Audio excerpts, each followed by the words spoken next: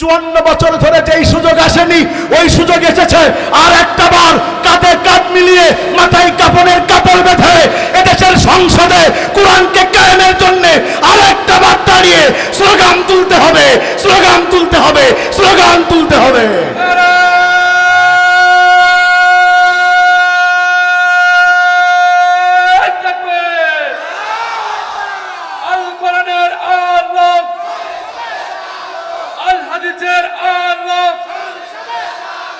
ইসলামের শত্রুরা হুঁশিয়ার সাবধান,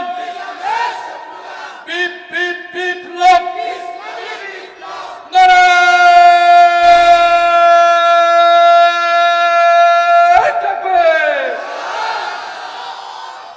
তাইলে আমরা সবাই আজকে স্বীকার করেছি আমাদের কি মরণ চাই।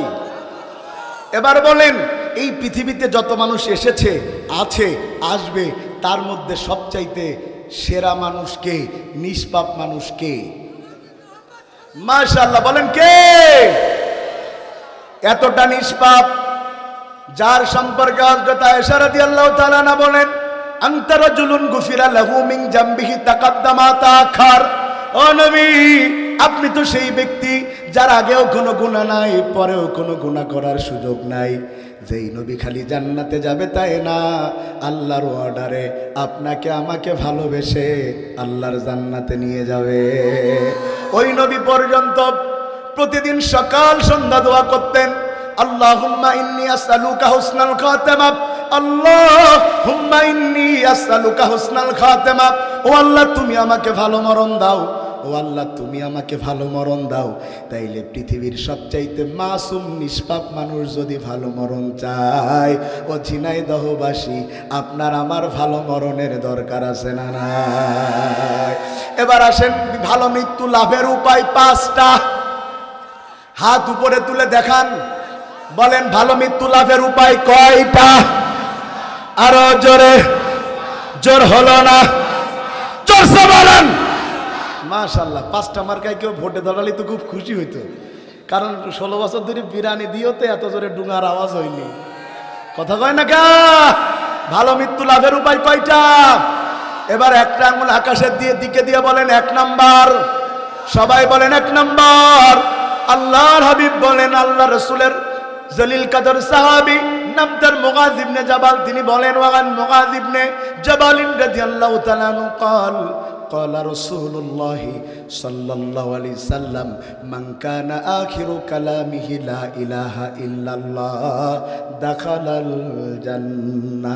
আল্লাহু আকবার। আল্লাহ রাসূলের জলিল কদর সাহাবী নাম তার মুআয ইবনে জাবাল, তিনি বলেন, আল্লাহ রাসূল বলেছেন, যদি কোনো আল্লাহর বান্দা মৃত্যুর সময় একটা বার কষ্ট করে বলতে পারে লা ইলাহা ইল্লাল্লাহ, আমার আল্লাহ তাকে ভালো মৃত্যু দান করে আল্লাহর জান্নাতে পৌঁছায়া দিবে। সুবহানাল্লাহ, জোরেই হইছে। এবার কেন জোরে হইছে? কারণ জোরে হইছে এই কারণে যে আমার এলাকায় বলে কুতে কুতে। আপনারা কি বলেন? ওই যে খাইতে পাচ্ছে না তাও জোর করে কি কুতে কুতে, আর কত খাবি? আপনারা কি বলেন? কুতে কুতে, কুতে কুতে। এই 2-1জন কোথায় যাচ্ছেন চাচা? ও শিশু ভাই আমার, আমি কিন্তু মেহমান, আপনারা মেজবান, আমাকে রেখে চলে যাওয়া কিন্তু ভদ্রতা হবে না। আছেন তো আমার সাথে ইনশাল্লাহ? খালি প্রস্তাব লাগলে উঠতে পারবেন, তবে যদি কেউ প্রস্তাব ফেরার নাম ঘুরে বাড়ি যাওয়ার ধান্দা করেন, এমন বদদুয়া করব ওর প্রস্তাব শুরু হবে মরার আগে শেষ হবে না। কিডা কিডা বাড়ি দেয় এবার আমি দেখবো কে ওঠে। সবাই আছেন ইনশাল্লাহ?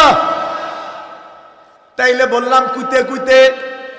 যদি কেউ মনে করে মরার সময় একটা বার কষ্ট করে কুতে কুতে বলবো লা ইলাহা ইল্লাল্লাহ, আল্লাহ সোজা জান্নাতে পৌঁছায় দেবে। সাতক্ষীরার ভাষায় বলতে হয়, অতরা গুড় আইছের না। সভাপতি সাহেবের বাড়ি আজকে আমার খাওয়া ছিল। রিপন আমারে গুড় দিয়ে শাক আলু দিয়েছে। কই রিপন কই? গুড় দিয়ে শাক আলু দিয়েছে। গুড় এত টেস্টি হয়েছে, আমি কই গুড়টা আমার তো বাড়ি নিয়ে যাওয়া লাগবে। পরে বাড়ির জন্য যা নিছে আমার আবার হান্দাই দিছে, গাড়িতে রয়েছে নিয়ে যাব।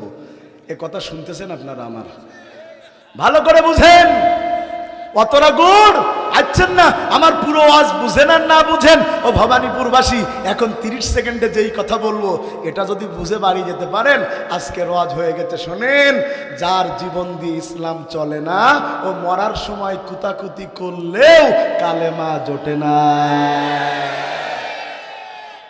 আর যদিও কুইতে কুইতে কষ্ট করে পড়ে তাও কবুল হয় না। তার উদাহরণ হচ্ছে মিস্টার ফেরাউন। ফেরাউনের চেনেন কিনা কিনা হাত তোলেন, কনে দেখিছেন? এ তো সাতক্ষীরা চাচার মতো হয়ে গেল।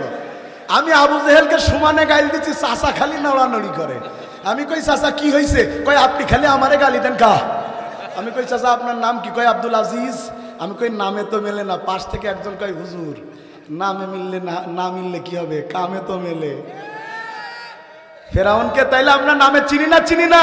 শুনেন, ফেরাউন ভাই প্রতিটা পয়েন্টের খাতে খাতে মজা আছে যদি সময় দেয়া যায়।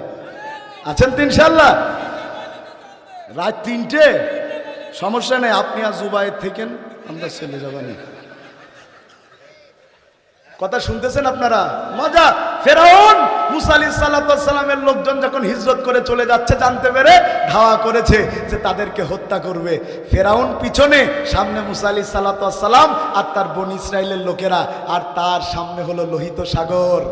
ফেরাউনের তাড়াতাড়ি দেখে মুসা আলাইহিস সালামের গোষ্ঠীর লোকেরা বলতেছে, মুসা আমরা তো আগেই ভালো ছিলাম।